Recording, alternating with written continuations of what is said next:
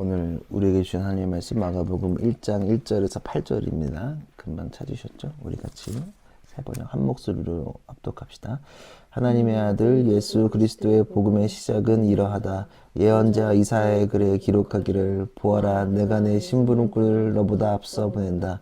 그가 내 길을 닦을 것이다. 광야에서 외치는 이의 소리가 있다. 너희는 주님의 길을 예비하고 그의 길을 곧게 하여라 한 것과 같이 세례자 요한이 광야에 나타나서 죄를 용서받게 하는 회개의 세례를 선포하였다. 그래서 온 유대 지방 사람들과 온 예루살렘 주민들이 그에게로 나아가서 자기들의 죄를 고백하며 요단강에서 그에게 세례를 받았다. 요한은 낙타 털옷을 입고 허리에 가죽띠를 띠고 메뚜기와 들꿀을 먹고 살았다. 그는 이렇게 선포하였다. 나보다 더 능력이 있는 이가 내 뒤에 오십니다. 나는 몸을 굽혀서 그의 신발끈을 풀 자격조차 없습니다. 나는 여러분에게 물로 세례를 주었지만 그는 여러분에게 성령으로 세례를 주실 것입니다. 아멘. 있는 하나님 말씀입니다. 오늘 시대와 시대 사이의 기다림이라는 제목으로 말씀을 나누려고 합니다. 좀 복습을 다시 한번 해보면 우리는 지금 이제 예수님이 이 땅에 오시면 절기는 기다리는 절기, 대강절, 대림절, 강림절 세 가지로 부르죠. 이렇게 이제 보내고 있고 또 이 땅에 오신 사건을 그 자체를 우리는 세 글자 성육신이라고 이야기한다고 했고요. 그다음에 이 절기 컬러는 보라색, 한어 성경 속에서 보통 이제 자색이라고 표현을 합니다. 그리고 이제 초를 5개 준비해서 사실은 우리가 지금 요 초를 기다리는 순서대로 오고 있는 거예요. 첫 번째가 이제 아브람, 그다음에 이제 선지자, 그리고 세례 요한. 하나 그 주차에 상징하는 인물들 따라오고 있고요. 그리고 오늘 세 번째 절기래. 3주차에 기다리고 있습니다. 그리고 저번 주에 우리가 이제 뭐 원역사, 에덴 동산, 노아의 방주 얘기했고, 족장 시대, 출애굽, 사사 시대, 왕정, 포로기, 후포로기 이렇게 지금 오고 있고, 오고 있다. 이제 오늘은 신약에 대한 얘기, 신약 성서로 넘어와서 얘기를 하려고 합니다. 이전에 봤던 영화 하나 있는데 김영민 배우 주연의 이제 페이스메이커라는 영화입니다. 여러분 보셨을지 모르겠어요. 10년 넘은 영화입니다. 고아라랑 안성기 나오고 이제 영화 평이 별로 그렇게 좋진 않았는데 되게 감성적인 약간 눈물파리 같은 거 있잖아요. 신파가 좀 있어서 그렇긴 한데 근데 좀 저한테 좀 인상적인 게 몇 개 있어서 기억이 나요. 그러니까 주요 내용을 설명하면 이제 마라톤 경기는 42.195라는 킬로미터를 뛰는 어마어마한 거리를 달리는 레이스인데 요 경기에서 중요한 건 이제 오버페이스를 하지 않고 페이스를 유지하면서 달리는 게 주요한 거죠. 이제 뭐 혼자 달린다면 어느 정도 이제 뭐 오버페이스 하지 않고 달릴 수 있겠지만 이게 함께 뛰는 사람이 많다면 이제 앞서 나가기 위해 경쟁이 심할 수가 있죠. 그때 페이스메이커, 페이스를 조정해주는 역할을 하는 선수가 있다는 겁니다. 이 사람은 완주하지 않고 페이스만 유지하기 위해서 뛰는 사람이래요. 그래서 이 사람은 두 가지 역할 중에 하나를 하는데 하나는 페이스메이커라는 선수가 하는 역할은 41.195로 다 안 달리고 무조건 30km까지밖에 안 달리는데 보통 그때까지 자국의 선수의 페이스를 끌어올린 역할을 하거나 페이스를 놓치지 않게끔 하거나 아니면 반대로 타국의 선수들의 오버페이스를 유도해서 경기를 승리하도록 하는 역할을 한다고 합니다. 이제 좀 30km만 달리니까 완주는 못하고 어떤 한 사람을 위해 희생하는 역할을 하는 거 보면서 좀 많은 생각이 들었던 옛날에 어렸을 때 봤던 영화지만 아직까지도 제 마음속에 기억나는 그러니까 페이스메이커는 자신의 승리를 위해서 뛰는 것이 아니라 타인의 승리를 위해 달리는 사람입니다. 이 역할을 김명민 배우가 했었거든요. 그래서 뭐 심심하시면 한번 보시고요. 시간 때우기 용으로는 너무 약간 마지막에 너무 눈물이 짜서 조금 그렇긴 한데 하여튼 그래도 볼만합니다. 근데 여튼 오늘 주인공 세례 요한이거든요. 세례 요한은 마치 페이스메이커 역할을 하며 예수님의 길을 예비했던 사람입니다. 그래서 영화를 보면서 세례 요한이 많이 떠올랐던 것 같아요. 그래서 요 세례 요한, 페이스메이커, 세례 요한에 대한 얘기를 하려고 합니다. 시대와 시대의 전환이 있다면 다양한 혼란을 경험하기도 합니다. 우리 세대는, 애기들은 아니겠지만 우리들은 20세기에서 21세기 전환을 기다리고 있었죠. 그때 이슈가 밀레니엄 버그라고 해서 컴퓨터가 이제 앞에 숫자가 19에서 20으로 바뀌면서 큰 오류가 날 것이라고 걱정했던 시기가 있습니다. 진짜 1999년 난리를 쳤던 기억이 있는데 잘 넘어갔어요.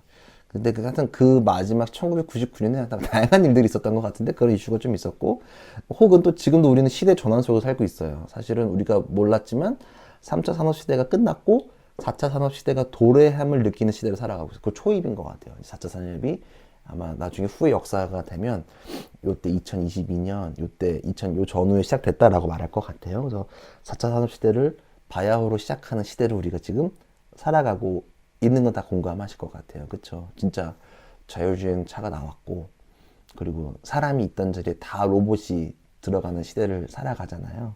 그리고 어제도 아이스크림 사러 갔는데 키오스크가 진짜 그 베라에 있는 거 보고, 야, 진짜 모든 곳곳에 키오스크의 시대가 사는구나 라는 생각을 하기도 했고요. 또 시대의 전환이 느끼는 게 2019년도에 시작된 코비드 19이 아직도 2023년 바라보고 있는 와중에도 안 끝났고, 또 우리가 이걸 살아가면서 시대의 전환이 일어났음을 절실히 느끼고 있는 중이기도 해요. 그쵸? 지금 시대가 바뀌었다라는 거 많이 느끼게 되잖아요. 그런 게 있기도 하고요. 또 반대로 저희는 또 아날로그와 디지털 전환을 경험하기도 했어요. 저는 조금 더 아날로그와 그 디지털의 전환을 느껴지기도 해요. 여튼 이게 시대 전환 사이에 우리가 있기도 하고 경험도 했고 또다시 느끼기도 하지만 성경에서도 오늘 본문도 시대와 시대의 전환 그 사이에 머물러져 있어요. 간단하게 보면 구약이 끝나고 신약이 시작되는 그 시점, 그러니까 시대가 바뀌는 그 시점이 있고요. 그 옛 것과 새 것을 기다리는 그 시작 그 사이에 있고, 그리고 하나님의 오랜 신분 중간에 300년의 침묵 시간이 끝나고 예수 그리스도가 등장하는 그 시점에 머물러 있습니다. 그리고 예수 그리스도를 기다리며 그를 기다리는 페이스메이커 세례 요한이 그 중심에 있습니다. 이전 시간에도 계속 말씀드렸던 부분인데 성경은 예언과 성취로 이루어져 있습니다. 제사장은 우리의 뜻 혹은 죄를 가지고 하나님께 가지고 들어간다면, 반대로 선지자는 예언자는 하나님의 뜻을 가지고 우리에게 온다라고 했었습니다. 그래서 예수님은 어느 하늘에 뚝 떨어진 것이 아니라 예언적 성취가 일어나는 것이라고, 이게 매우 중요한 거라고 얘기를 했었습니다. 그래서 사람들은 메시아를 계속 기다리고 있었어요. 몇백 년 전, 몇천 년 전에 계속 그 메시아가 오심을 기다리고 있었으니까, 왜냐면 현재들이 늘 메시아를 가르치고 있었기 때문이죠. 그래서 계속 예수님을 기다리고 있는데, 이제 정말 기다리던 그 메시아가 그 등장함을 여기서 알 수 있습니다. 그래서 1절에서 4절, 오늘 본문 1절에서 4절, 이거는 짧으니까 한 목소리로 읽으면 좋을 것 같아요. 한 목소리로 1절에서 4절 한번 합독합시다. 시작. 하나님의 아들 예수 그리스도의 복음의 시작은 이러하다. 예언자 이사야에 의해 기록하기를, 보아라 내가 내 심부름꾼을 너보다 앞서 보낸다. 그가 내 길을 닦을 것이다. 광야에서 외치는 이의 소리가 있다. 너희는 주님의 길을 예비하고 그의 길을 곧게 하라 한 것과 같이 세례자 요한이 광야에 나타나서 죄를 용서받게 하는 회개의 세례를 선포하였다. 그러니까 여기까지. 주님의 오심을 먼저 준비하고 예비하는 역할을 하는 자가 있다라고 소개되어져 있습니다. 그러니까 서두에 말씀드린 것처럼 페이스메이커라는 역할을 하는 사람이 있을 것이다 라고 얘기했는데, 그 사람이 누구다? 세례 요한인 거죠. 세례 요한은 예수님의 등장을 기다리고 있어요. 길을 준비하는 거예요. 오심을 길을 준비하고, 길을 준비한다는 것은 길을 닦다. 우리가 아스팔트 포장할 때 길을 닦다라고 표현하고, 길을 건설하는 것을 닦다라는 표현들을 많이 하잖아요. 길을 예비하고 청소한다는 거죠. 그리고 길을 만드는 이유는 후에 누군가가 올 때 달려가기 위함이고 목적지를 잘 찾아감에 있는 거죠. 그러니까 요한이 길이 대신 예수님의 그 여정을 준비하고 있는 겁니다. 그렇죠? 나는 길이요 진리요 생명이라고 말씀하신 그 예수님의 길을 준비하고 있는 거죠. 그리고 이 요한이 길을 준비하는 것 과정은 수동적이지 않고 굉장히 능동적인 모습을 보입니다.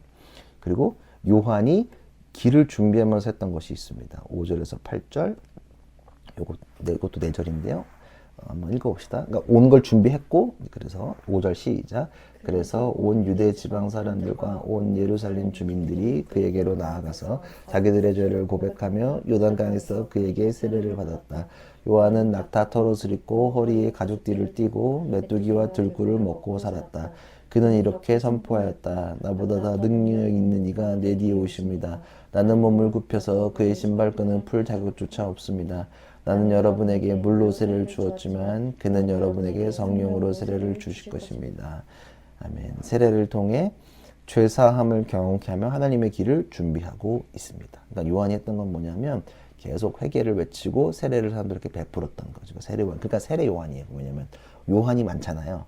성경에 헷갈리면 안 돼. 우리가 구분할 때 저번 요한복음 할 때는 우리가 사도 요한이라고 제가 꼭 앞에 붙였죠. 사도 요한, 세례 요한, 다른 사람이란 걸 헷갈리지 말고. 왜냐면 우리가 동명이인이면 헷갈릴 수 있으니까. 우리도 많잖아요. 그쵸? 자, 요한의 세례가 당시에는 완전히 생소한 개념은 아니었지만 좀 생소한 부분이 있어요. 왜냐하면 물론 유대교에서 제2상으로 물로 씻기가 있었어. 그러니까 유대교에는 흔히 있는 부분이었지만, 그러니까 근데 이 당시에 이 물로 씻는 이 행위는 예배를 준비하면서 정기적으로 하는 일이었어요. 근데 이와 대조적으로 요한의 세례는 단 한 번뿐이고 반복될 수 없는 행위였어요. 단 한 번만 세례를 했다. 그리고 유대교 정결은 행위고 요한의 세례는 일회성이었고요. 그리고 당시 유대교에서 이방인들이 개종할 때 유대교로 몸을 물에 담갔어야 돼. 완전히 담갔어야 되는데 요한의 세례가 이 모습과 가깝다고 생각하는 학교들도 있어요. 이런 부분도 있다. 근데 여하튼 이러한 모습은 어떤 상태에서 다른 상태로 이동을 얘기했어요. 그러니까 요 유대교인들이 이렇게 물을 몸에 담그는 건 뭐냐면 외부인이 내부로 들어오게 되는 모습이에요. 너네가 들어오려면 깨끗하게 해야 돼 라는 거, 이 포인트가 하나예요. 원래 보통의 모습은 매번 하는 거지만 요한의 세례는 한 번만 한다. 그리고 보통은 외부인 내부인으로 들어올 때 요걸 하는데, 그럼 요한의 세례는 반대적인 의미가 있다는 것들 힌트를 드리고요. 또 다 설명해드리고 한번 다시 조율할게요. 그리고 의미심장한 차이 하나 더 있는데, 요한의 세례는 다른 사람이 다른 사람에게 세례를 허락하는 거예요. 침례를. 근데 유대권에서 잘려는 정결 예식은 모두 각자 자기 자신에게 행하는 거야. 내가 나를 닦고 이런 모습이었지만, 세례 요한의 세례는 개인을 넘어 지역으로 공동체로 확장되는 모습. 그러니까 남이 주는 거야. 내가 주는 게 아니라, 내가 나를 닦는 게 아니라 남이 허락한다는 게 있고요. 또 다른 차이점이 뭐냐면, 아까 정결 예식 할 때 들어갈 때 씻는다고 했잖아요. 그때 미크바우트라는, 이게 뭐냐면 목욕통. 우리 예수님 물이 변하게 포도주 줄 때 가나 혼인잔치에서도 그 정결 예식 통이 있었잖아요. 그것처럼 그 통에서 구분되어진 통, 정결되어진 물을 닦았던 게 아니라 이 좀 지저분하고 전혀 마음이 내키지 않던 요단강에서 진행되던 사실이에요. 우리가 탄천 들어가라 그러면 좀 찝찝할 수도 있잖아. 목욕탕물 말고. 이해되시죠? 그러니까 물론 요단강이 귀향의 장소이기도 해요.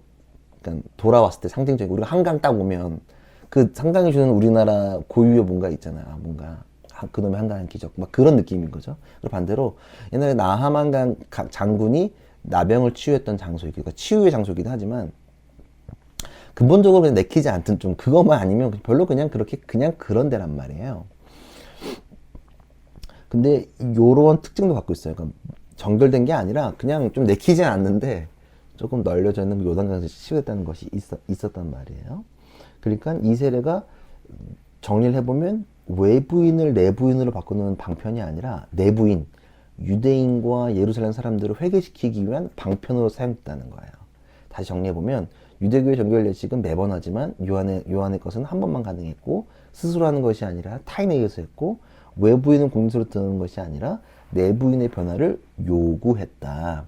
지금 세례 요한이 하는 건 뭐냐면 내부인의 변화를 요구했다는 겁니다. 그리스어 메타노이아라는 말이 있다고 해요. 요거를 직역하면 생각이나 마음의 변화를 뜻한다고 해요. 메타노이아, 생각이나 마음의 변화. 요거를 유대와 예루살렘의 사람들의 생각과 마음이 완전히 변하는 일이 벌어지는 상황에서 그 변화를 상징적으로 나타나는 것이 세례였다는 거예요. 메타노이아, 마음의 생각의 변화. 그리고 요 그리스어 메타노니아는 슈브라는 히브리어와 관련이 있다고 해요. 슈브를 직역하면 반대 방향으로 돌아선다는 뜻. 그러니까 진정한 회개의 뜻이 뭐냐? 반대 방향으로 돌아선다는 거예요. 어떤 상태에서 벗어나 새롭고 더 나은 방향으로 돌아섬을 의미하는 거죠. 당시 사람들이 오실 그분, 예수님을 맞이하도록 준비시키려면 그들이 알고 있고 믿고 있던 모든 것에 대한 방향을 완전히 재조정하는 수밖에는 없었다는 거예요. 그러니까 세례 요한의 세례는 사람들의 방향을 예수님께로 맞추는 것에 있어요. 지금 보면 다 조정하고 있어요. 그렇죠? 스스로 하는 게 아니야. 누가 주는 거고, 개인만 하는 게 아니라 공동체로 확장하고, 또 한 번만 하면 되고, 그 방향은 외부인이 들어오는 게 아니라 내부인이 바깥으로 나가는 것에 있다는 거죠. 그런 역할을 세례 요한이 준비를 했다는 겁니다. 전조 현상이라는 말이 있습니다. 그렇죠? 지진에 앞서 먼저 보이는 현상들, 뭐 땅이 흔들린다거나, 혹은 동물들이 왔다 갔다 한다거나, 뭐 이런 현상들이 있죠. 혹은 뭐 이런 말이 뭐 주식시장에도 막 전조 현상 막 찾잖아요. 차트 분석하고, 뭐 아니면 다른 일정한 큰일 앞에 전조 현상들을 경험하기도 하죠. 요한의 역할은 마치 전조 현상과 같아요. 예수님이 등장하시기 전에 전조 현상이에요. 그리고 세례 요한이 먼저 행했던 모습은 마치 메시아가 와셔서 하셨을 거란 그 모습과 매우 흡사했어요. 그래서 사람들은 세례 요한을 메시아로 오해하기도 했어요. 그래서 요한이 나 아니라 그래. 성경에서 보면 요한은 나 아니다. 나는 그분을 오늘도 보면 예비하는 거다. 나는 물세를 주지만 다음에 오실 그분은 성령세를 너에게 줄 것이다. 나는 아니야. 나는 그냥 길을 준비하는 사람이야 라고 얘기하는 거죠. 그러니까 세례 요한은 전조 증상일 뿐이에요. 마치 영화 속에서 또경영이 진행시켜 이 한마디면 사건이 갑자기 급변하잖아요. 진행시켜 요 한마디에 갑자기 악한 일이 벌어지잖아요. 마치 그런 것처럼 세례 요한은 그런 모습을 조금 하고 있다는 겁니다. 그래서 세례 요한도 죽었어요. 근데 세례 요한의 죽음은 사람을 구원하지 못해요. 근데 그런 예수님의 죽음은 사람을 살렸다는 거예요.